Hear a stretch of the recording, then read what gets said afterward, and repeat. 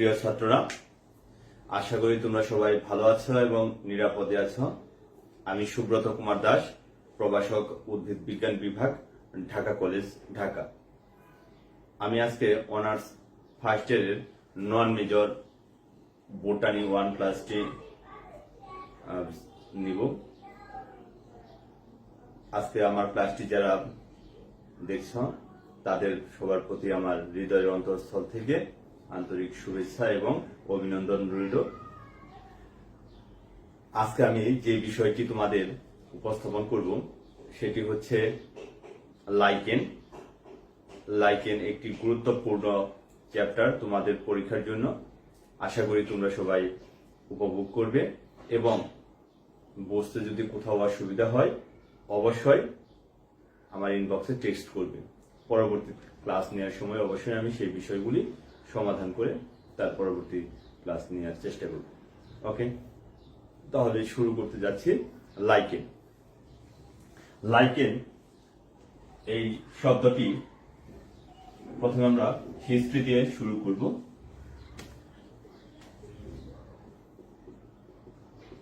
History of lichen. Lichen শব্দটি একটি Greek শব্দ লেইকেন থেকে উৎপত্তি লাভ করেছে। এই লেইকেন শব্দের অর্থ হচ্ছে শৈবাল, সমতুল্য, পুষ্পক, ছত্রাক। আমি আবার বলছি, লাইকেন শব্দটি লেইকেন থেকে উৎপত্তি লাভ করেছে, যার অর্থ শৈবাল, সমতুল্য, পুষ্পক, ছত্রাক। লাইকেন আসলে একটি ডুয়েল অর্গানিজম। ডুয়েল অর্গানিজম অর্থাৎ দ্বৈত রূপ, যেখানে একটি শৈবাল সদস্য এবং একটি ছত্রাক সদস্য পরস্পরের সাথে অবিচ্ছেদ্যভাবে মিশে একটি স্থায়ী থ্যালাস গঠন করে, তাকে বলা হয়ে থাকে লাইকেন। এই জন্যই একে বলা হয়ে থাকে ডুয়েল অর্গানিজম অর্থাৎ দ্বৈত সংগঠন। দ্বৈত সংগঠন হলেও লাইকেন যখন শৈবাল এবং ছত্রাকের সমন্বয়ে গঠিত হয় তখন অবিচ্ছেদ্য একটি অঙ্গ হিসেবে পরিগণিত হয়, একটি থ্যালাসে পরিণত হয়ে থাকে। এবার আমরা হিস্ট্রিতে দেখব লাইকেন শব্দটি এসছে সাধারণত লাইকেন থেকে, যার অর্থ শৈবাল, সমতুল্য, পুষ্পক, ছত্রাক। বিজ্ঞানী থিওফ্রাস্টাস, আমরা জানি উদ্ভিদ বিজ্ঞানীকে বলা হয়ে থাকে থিওফ্রাস্টাসকে। সেই থিওফ্রাস্টাস 300 খ্রিস্টপূর্বে সাধারণত তার একটি বিখ্যাত বই history of plants, history of plants নামক বইয়ে বা প্রবন্ধে সর্বপ্রথম লাইকেন শব্দটি ব্যবহার করেন। আমি আবার বলছি, উদ্ভিদ বিজ্ঞানী থিওফ্রাস্টাস 300 খ্রিস্টপূর্বে হিস্টোরি অফ প্ল্যান্টস নামক প্রবন্ধে সর্বপ্রথম এই লাইকেন শব্দটি ব্যবহার করেন। এর পরবর্তীতে আরো একজন বিজ্ঞানী মিশেলি 1729 তিনি তার একটি বিখ্যাত গ্রন্থ নোভা প্ল্যান্টেরাম জেনেরা, এই পুস্তকে 300 প্রজাতির লাইকেন সম্পর্কে বিস্তারিত বর্ণনা দেন। এর পরবর্তীতে আরো দুইজন বিজ্ঞানী অ্যাংলার এন্ড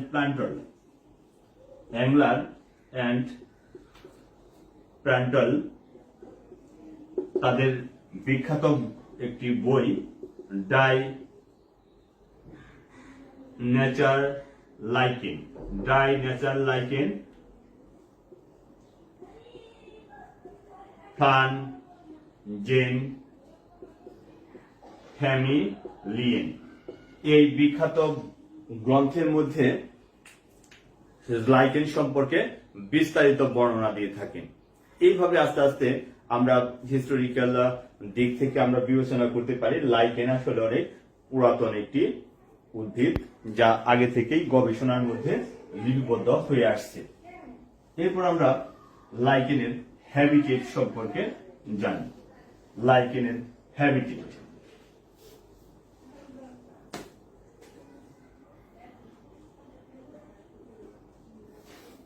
হ্যাবিটেট বা বাসস্থান।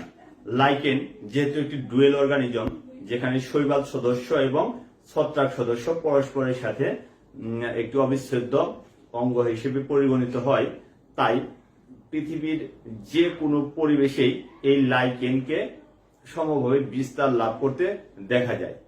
তার গঠন আকৃতি এবং তার বেঁচে থাকার যে কৌশল, এর উপর ভিত্তি করেই লাইকেন বিশ্বব্যাপী বিস্তৃত লাভ করেছে। তাই নগ্ন পাহাড়ের গায়ে হোক বা বরফের উপরে এই ধরনের লাইকেন বিস্তার লাভ করে থাকে। এর প্রজাতির সংখ্যা যদি আমরা দেখি, তাহলে প্রায় 16,000 প্রজাতির 16,000 স্পেসিস রয়েছে। 16,000 স্পেসিস রয়েছে, যেটি প্রায় 400টি জেনাসে বিভক্ত। অর্থাৎ 400 গণের প্রায় 16,000 প্রজাতির লাইকেন আমরা দেখতে পাই। এবার আমরা definition of lichen.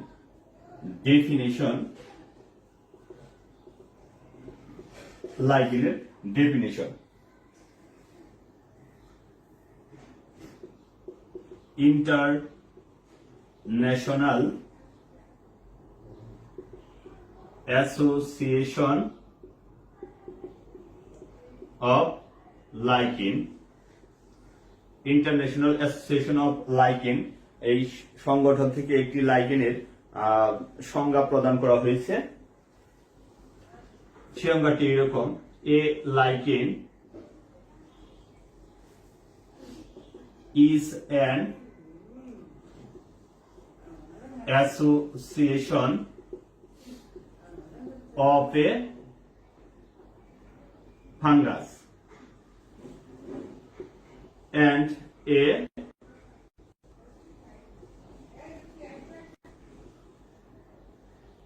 photosynthesis symbiont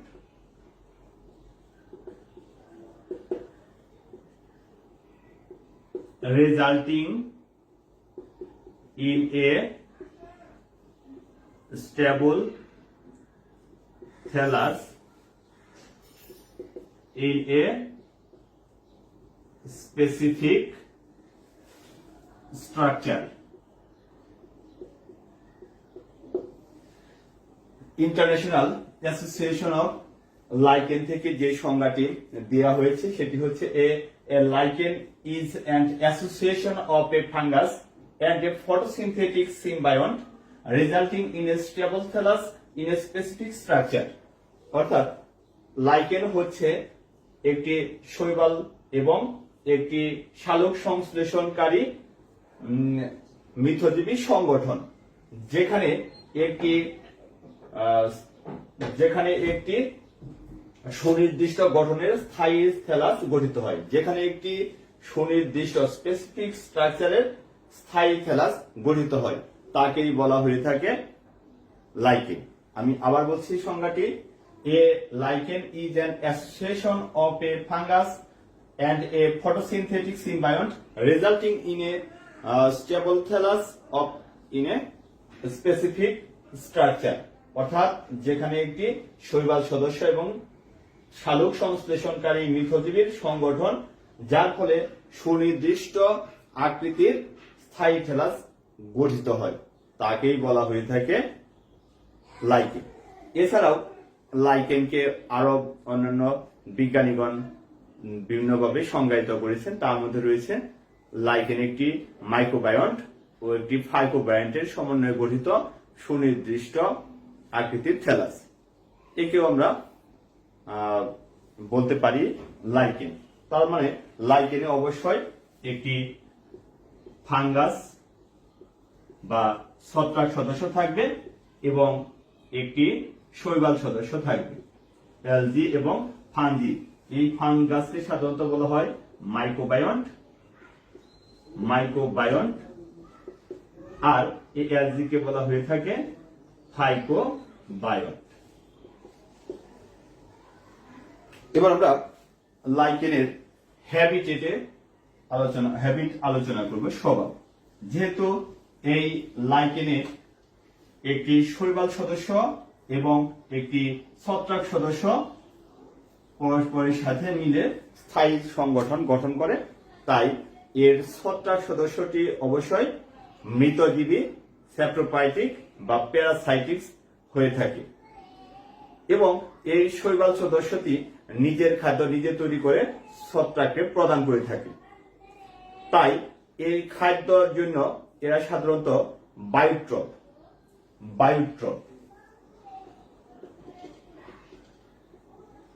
habit, এরা বায়োট্রপ প্রকৃতির। বায়োট্রপ কেন? কারণ এর ছত্রাক সদস্যটি শৈবাল সদস্য হতে খাদ্য শোষণ করে, আবার ছত্রাক সদস্যটি নাইট্রোজেন ফিক্সেশনে সহায়তা করে থাকে, শৈবাল সদস্যটি খাদ্য তৈরি করে থাকে। এই পরস্পরের সাথে যে সম্পর্ক গড়ে তুলে তাকে বলা হয়ে থাকে বায়োট্রপ। এবার আমরা বাসস্থানের উপর ভিত্তি করে, যে হ্যাবিটেটের উপর ভিত্তি করে বা বাসস্থানের উপর ভিত্তি করে লাইকেনকে কিভাবে বিন্যস্ত করা যায়, বিভক্ত করা যায়, সেই বিষয়টি একটু আলোকপাত করব। হ্যাবিটেটের উপর ভিত্তি করে লাইকেনকে বিভিন্ন শ্রেণীতে বিভক্ত করা হয়েছে। প্রথমেই টেরিকুলাস।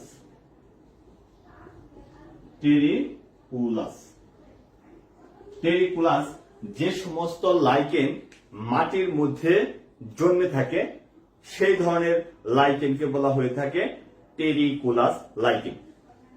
তো টেরিকুলাস লাইকেনের একটি উদাহরণ হচ্ছে পোলেমা টেনাক্স একটি টেরিকুলাস লাইকেন, যেটি মাটির মধ্যে জন্মে থাকে।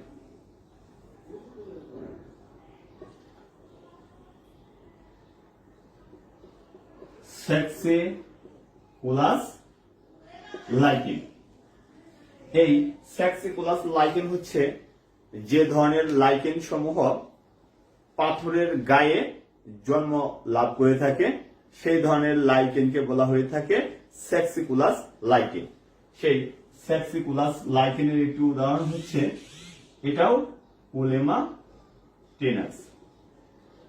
এই পোলেমা টেনাক্স একাধারে মাটির মধ্যেও জন্মে থাকে, আবার পাথরের গায়ের মধ্যেও জন্ম লাভ করে থাকে।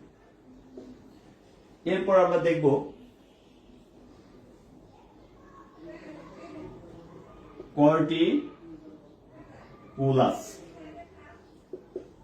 কর্টিকুলাস অর্থ হচ্ছে যে ধরনের লাইকেন সমূহ সাধারণত গাছের বাকলের মধ্যে জন্ম লাভ করে সেই ধরনের লাইকেনকে বলা হয়ে থাকে কর্টিকুলাস লাইকেন। সেই কর্টিকুলাস লাইকেনের উদাহরণ গ্রাফিস হতে পারে, এছাড়া আসনিয়া। এই ধরনের লাইকেন সমূহ সাধারণত কর্টিকুলাস লাইকেন, যারা গাছের বাকলে জন্মগ্রহণ করে।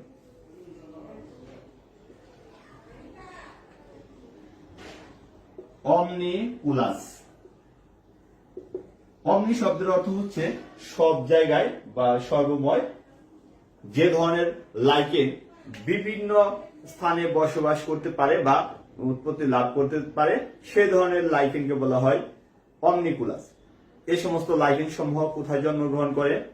এই সমস্ত লাইকেন সাধারণত চামড়া, হাড়, কাঁচ, লোহা এই সমস্ত স্থানে জন্ম লাভ করে থাকে। একে বলা হয় কর্টিকুলাস লাইকেন, অমনিকুলাস লাইকেন। যেমন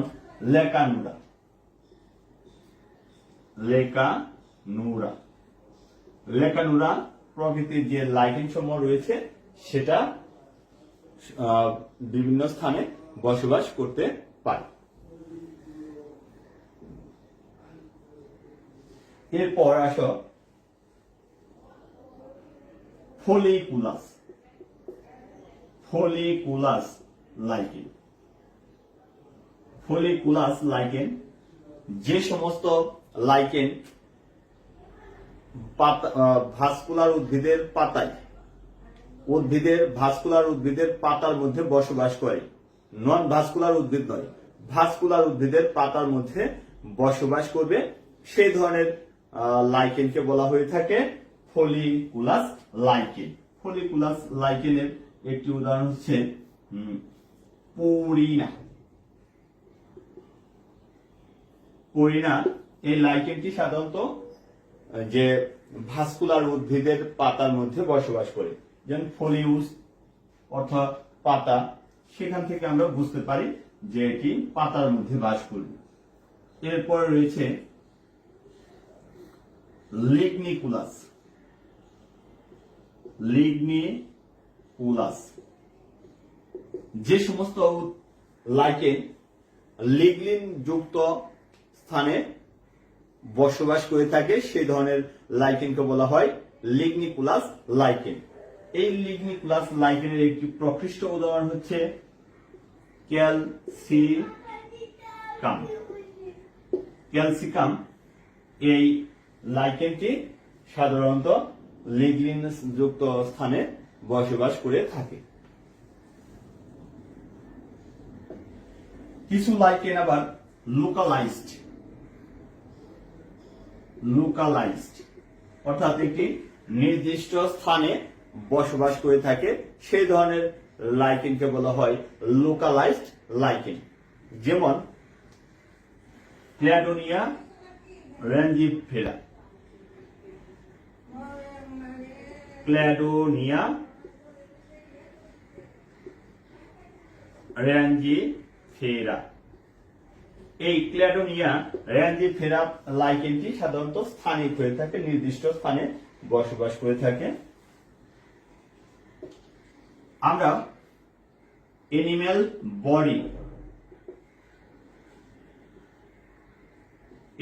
বডি বা প্রাণী দেহের মধ্যেও কিছু ধরনের লাইকেন দেখতে পাই, জন্মাতে দেখতে পাই। এটা মানুষ সহ বিভিন্ন ধরনের প্রাণীর দেহে বসবাস করে থাকে। মানুষের নখ বা জিহ্বার মধ্যেও এই ধরনের লাইকেন বিস্তার লাভ করতে পারে, বসবাস করতে পারে। তেমনি একটি লাইকেন হচ্ছে প্ল্যানাস। এই প্ল্যানাস লাইকেনটি মানুষের নখ, জিহ্বা এই সমস্ত স্থানে বিস্তার লাভ করতে পারে, জন্মে থাকতে পারে। 9 ফ্রেশ ওয়াটার লাইকেন, অর্থাৎ মিঠা পানির লাইকেন। কিছু কিছু লাইকেনকে আমরা দেখি মিঠা পানির মধ্যে যে পাথর রয়েছে সেই পাথরের জন্ম লাভ করে থাকে, তাদেরকে বলা হয় মিঠা পানির লাইকেন। তেমন একটি লাইকেনের উদাহরণ হলো ইফিবা। এই ইফিবা লাইকেনটি সাধারণত মিঠা পানির পাথরের জন্মগ্রহণ করে।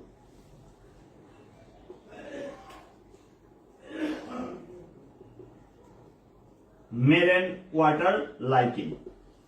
কিছু কিছু লাইকেন আবার যে মেরিন ওয়াটার রয়েছে বা লুনা পানি, সেই লুনা পানির পাথরের মধ্যেও জন্ম লাভ করতে পারে, তাদেরকে বলা হয় মেরিন ওয়াটার লাইকেন। তোমরা অনেকগুলি বসবাস উপর ভিত্তি করে লাইকেনের নাম দেখতে পেলে। প্রথমে আমি আবার বলছি, terricolous lichen, saxicolous lichen, corticolous, omnicolous, foliicolous, lignicolous, localised, animal body, fresh water lichen, main water lichen. এইভাবে আমরা লাইকেনকে তাদের হ্যাবিটেটের উপর ভিত্তি করে বিন্যস্ত করতে পারি।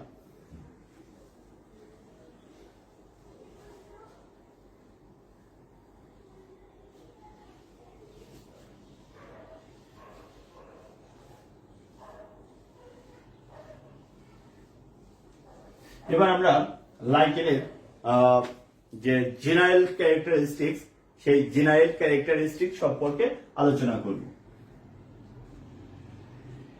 General characteristics of lichen. General characteristics of lichen, লাইকেনের সাধারণ বৈশিষ্ট্য। প্রথমে আমরা আলোচনা করব লাইকেনের ডুয়েল অর্গানিজম। ডুয়েল অর্গানিজম আমরা প্রথমেই বলেছি বা সংজ্ঞার মধ্যে বলেছি যে এই লাইকেন একটি শৈবাল সদস্য এবং একটি ছত্রাক সদস্যর সমন্বয়ে অবিচ্ছেদ্য একটি অঙ্গ তৈরি করে, যাকে বলা হয়ে থাকে লাইকেন। এই জন্য লাইকেন একটি ডুয়েল অর্গানিজম। প্রথমে যে সংজ্ঞাটি আসে, বৈশিষ্ট্য আসে, সেটি হচ্ছে এর দ্বৈত সংগঠন। এরপরে সোমাটিক স্ট্রাকচার। সোমাটিক স্ট্রাকচার লাইকেনের দৈহিক গঠন। লাইকেনের দৈহিক গঠন এটি থ্যালয়েড এবং ব্রাঞ্চিং। থ্যালয়েড হচ্ছে যখন পুরো উপাদানকে আমরা তার উদ্ভিদকে আমরা মূল, কাণ্ড এবং পাতায় বিভক্ত করতে পারবো না, তাকে বলা হয়ে থাকে থ্যালয়েড বা সমাঙ্গদেহী। এবং এরা ব্রাঞ্চিং হয়ে থাকে, ব্রাঞ্চিং বা শাখান্বিত হয়ে থাকে। এদের পাতা বিষমপৃষ্ঠ ধরনের। এবার আমরা এক্সটার্নাল স্ট্রাকচার বা আকৃতির উপর ভিত্তি করে লাইকেনকে বিভিন্ন শ্রেণীতে ভাগ করতে পারি। ক্লাসিফিকেশন।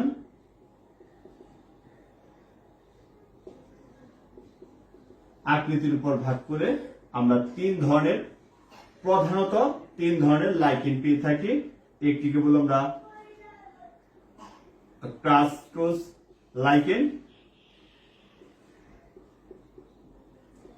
ফোলিউস লাইকেন এবং ফ্রুটিকোস লাইকেন। তাহলে আমরা দেখছি আকৃতির উপর ভিত্তি করে লাইকেন তিন প্রকার: ক্রাস্টোস, ফোলিউস, ফ্রুটিকোস। এছাড়াও আরো দুই ধরনের লাইকেন রয়েছে, যেমন লেপ্রোস লাইকেন, ফিলামেন্টাস লাইকেন। এটি সহ 5 ধরনের, কিন্তু প্রধানত 3 ধরনের লাইকেন রয়েছে: ক্রাস্টোস, ফোলিউস এবং ফ্রুটিকোস।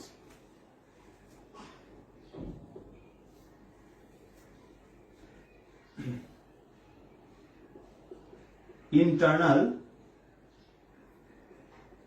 স্ট্রাকচার, অন্তর্গঠন। অন্তর্গঠনের উপর ভিত্তি করে লাইকেনকে আমরা 2 ভাগে ভাগ করতে পারি। একটি হচ্ছে লাইকেনকে আমরা বলবো হোমোইওমেরাস লাইকেন এবং হেটেরোইমেরাস লাইকেন। হেটেরোমেরাস লাইকেন। হোমোইমেরাস লাইকেন হচ্ছে যে লাইকেনের শৈবাল সদস্য এবং ছত্রাক সদস্যটি সমসত্ত্বভাবে সব জায়গায় বিস্তার লাভ করে থাকে, তাকে বলা হয় হোমোইমেরাস লাইকেন। যেমন গ্রাফিস, উদাহরণ যদি আমরা দেখবো আমরা গ্রাফিস। আর হেটেরোইমেরাস লাইকেন হচ্ছে যে লাইকেনে শৈবাল সদস্যটি একটু নির্দিষ্ট অঞ্চলে বসবাস করে আর ছত্রাক সদস্যটি ডমিনেন্ট থাকে, সেই ধরনের লাইকেনের ইন্টারনাল স্ট্রাকচারকে বলা হয় হেটেরোইমেরাস। যেমন পেলটিজেরা। এই পেলটিজেরা লাইকেনের যদি আমরা ইন্টারনাল স্ট্রাকচার দেখি, অন্তর্গঠন, সেখানে দেখতে পাবো এখানে ছত্রাক সদস্যটি প্রায় সমস্ত থ্যালা জুড়ে রয়েছে, মাত্র 5 থেকে 10% জায়গায় শৈবালের একটি স্তর থাকে, সেই জন্য একে বলা হয় হেটেরোইমেরাস থ্যালাস।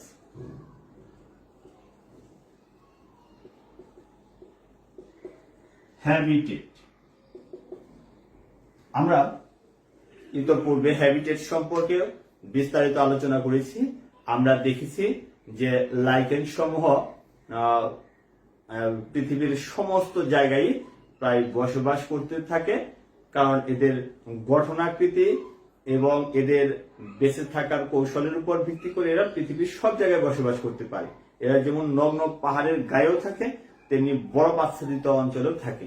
বরফ আচ্ছাদিত অঞ্চলে থাকতে পারে এমন একটি শৈবাল লাইকেন হচ্ছে ক্ল্যাডোনিয়া বা রেইনডিয়ার মস। এরা বরফের মধ্যেও থাকতে পারে। হ্যাবিটেট, হ্যাবিটেট পরে হ্যাবিট।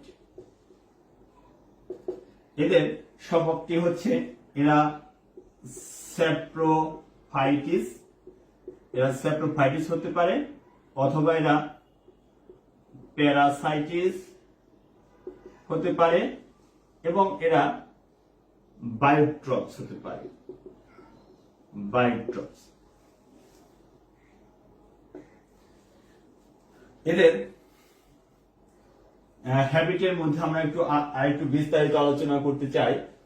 এদের যে থ্যালাস গঠিত হয়, সেই থ্যালাসে শৈবাল সদস্যটি মোট থ্যালাসের 5 থেকে 10 ভাগ স্থান দখল করে রাখে, আর ছত্রাক সদস্যটি প্রায় 90% অঞ্চলেই বসবাস করে থাকে। আর শৈবাল সদস্যটি ফটোসিনথেটিক বা সালোক সংশ্লেষণের মাধ্যমে খাদ্য উৎপন্ন করে থাকে, আর ছত্রাক সদস্যটি এখানে নাইট্রোজেন ফিক্সেশনের জন্য গুরুত্বপূর্ণ ভূমিকা পালন করে থাকে। তাই আমরা বলতে পারি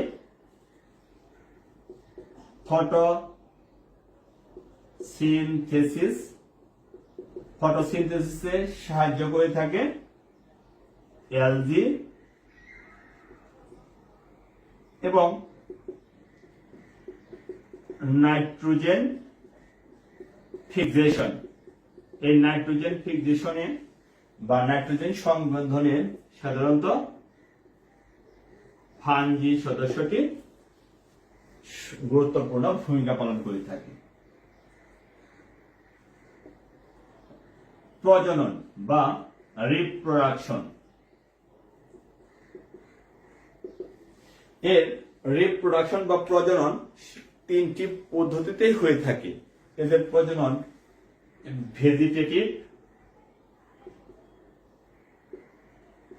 vegetative reproductions, asexual reproductions and sexual reproduction এর মাধ্যমে এরা প্রজনন ক্রিয়া সম্পূর্ণ করে থাকে। আমরা যদি দেখি তাহলে এই ভেজিটেটিভ এবং asexual reproductions fungus and algid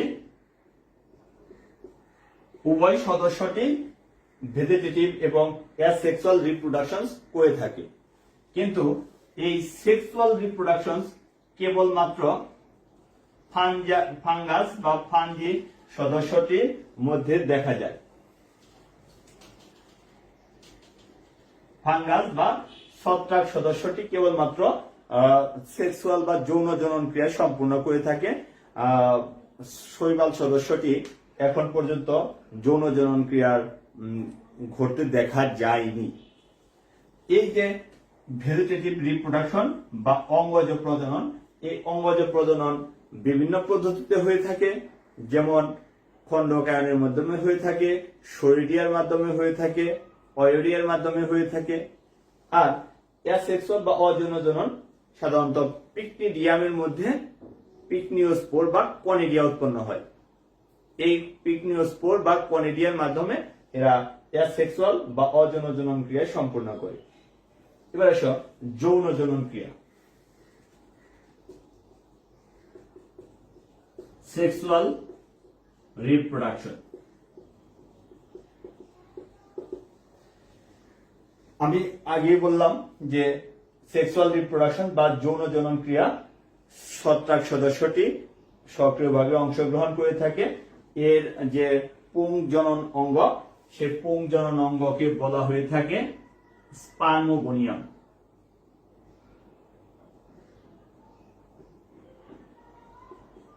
স্পার্মোগোনিয়াম। এই স্পার্মোগোনিয়ামের মধ্যে সাধারণত স্পার্মাশিয়া উৎপন্ন হয়। স্পার্মাশিয়া উৎপন্ন হয়ে থাকে বা শুক্রাণু উৎপন্ন হয়ে থাকে। এটি সাধারণত নিশ্চল প্রকৃতির হয়ে থাকে। স্পার্মাশিয়াটি নিশ্চল প্রকৃতির। আর এদের যে স্ত্রী জননাঙ্গ, স্ত্রী জননাঙ্গকে বলা হয়ে থাকে কার্পোগোনিয়াম। স্ত্রী জননাঙ্গকে বলা হয়ে থাকে কার্পোগোনিয়াম। এই স্ত্রী জননাঙ্গ কার্পোগোনিয়াম এর গঠন একটু বৈচিত্র্যপূর্ণ। এই কার্পোগোনিয়ামের যে নিম্ন অংশটি কুণ্ডলিত এবং বহু শাখান্বিত, যাকে বলা হয় অ্যাপোথেসিয়াম। আমি একটু চিত্রটা আর্ট করার চেষ্টা করছি। দেখতে অনেকটা এইরকম।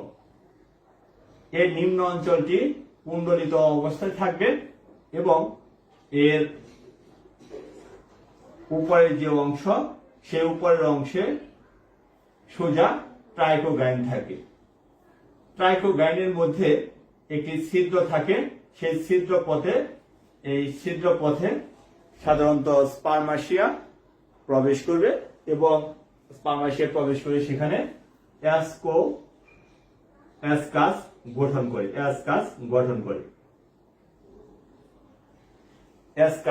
গঠন করে। এদের অ্যাসকাসে সাধারণত 8টি অ্যাসকোস্পোর উৎপন্ন হয়।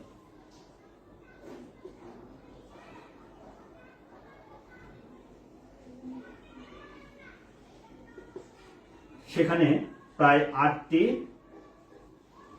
অ্যাসকোস্পোর উৎপন্ন হতে দেখা যায়। এই হচ্ছে লাইকেনের জেনারেল ক্যারেক্টারিস্টিক্স। আমি আবার দেখছি, লাইকেনকে আমরা বলবো ডুয়েল অর্গানিজম। এর সোমাটিক স্ট্রাকচার, এরা থ্যালয়েড হবে, যাকে মূল কাণ্ড পাতায় বিভক্ত করা যায় না, ব্রাঞ্চিং হয়ে থাকে এবং এদের পাতা বিষম পৃষ্ঠ পাতার মতো হয়ে থাকে। এদের শ্রেণীবিন্যাস আকৃতি অনুসারে, প্রধানত আকৃতি অনুসারে 3 ধরনের: ক্রাস্টুস লাইকেন, ফোলিউস লাইকেন এবং ফ্রুটিকোস লাইকেন হয়ে থাকে। এছাড়াও আরো 2টি রয়েছে, যেমন লেপ্রোস লাইকেন এবং ফিলামেন্টাস বা সূত্রাকার। ইন্টারনাল স্ট্রাকচার, যখন আমরা এর থ্যালাসকে প্রসেস করি তখন দেখতে পাই এর শৈবাল সদস্য এবং ছত্রাক সদস্যটি কিভাবে বিন্যস্ত রয়েছে। যদি শৈবাল এবং ছত্রাক সদস্যটি সমস্ত থ্যালাস জুড়ে অবস্থান করে সমসত্বভাবে, সেই ধরনের থ্যালাস স্ট্রাকচারকে বলা হয় হোমিওমিরাস। আর যদি আমরা দেখি যে শৈবাল সদস্যটি একটি নির্দিষ্ট অঞ্চলে অবস্থান করে, সেই ধরনের স্ট্রাকচারকে বলা হয়ে থাকে হেটারোমিরাস। যেমন প্যালটিজেরা লাইকেনের থ্যালাসকে আমরা প্রসেস করলে দেখতে পাবো। হ্যাবিটেট নিয়ে বিস্তর আলোচনা করা হয়েছে। এরা স্যাপ্রোফাইটিস বা মৃতজীবী হতে পারে, এরা প্যারাসাইটিস হতে পারে, বায়োট্রপস, এবং অধিকতর এটি একটি সিমবায়োটিকের প্রকৃষ্ট উদাহরণ। তাহলে আপনার আরেকটি বৈশিষ্ট্য আমরা এখানে অ্যাড করতে পারি, সিমবায়ন্ট। যেহেতু শৈবাল এবং ছত্রাক পরস্পরের সাথে মিলিত রূপে একটি পরস্পরের সহযোগিতাপূর্ণ একটি সংগঠন তৈরি করে, সেই জন্য এই লাইকেন মৃতজীবিতার একটি প্রকৃষ্ট উদাহরণ। এরপর আসো ফটোসিনথেসিস। এর ফটোসিনথেসিসে সহায়তা করে থাকে অ্যালগাল সদস্যটি, কারণ এরা শালুক সংশ্লেষণ প্রক্রিয়ায় খাদ্য উৎপন্ন করে থাকে।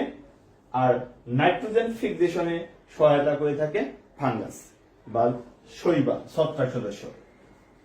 এদের 3 ধরনের জনন প্রক্রিয়ায় দেখা যায়, ভেজিটেটিভ, অ্যাসেক্সুয়াল এবং সেক্সুয়াল রিপ্রোডাকশন।